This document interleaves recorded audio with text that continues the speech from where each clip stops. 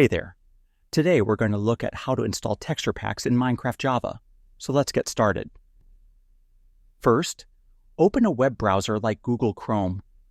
If you want to browse texture packs, go to a site called Planet Minecraft by typing Planet Minecraft in the search bar. On the website, click on Minecraft and choose Texture Packs. You will see many options including trending packs. Pick one that you like. Next, choose the version of the texture pack that matches your Minecraft version. If you play Minecraft version 1.18, download the texture pack for that same version. This ensures all new blocks and textures will appear correctly.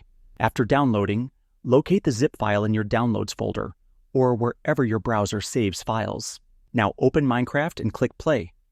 From the main menu, go to Options, then Resource Packs, and click Open Pack Folder.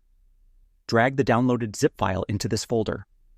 Close the folder and refresh the resource packs list. You will see the new pack appear. Click the arrow next to it to activate it. Then click Done, and that wraps it up. Appreciate you watching. See you in the next one.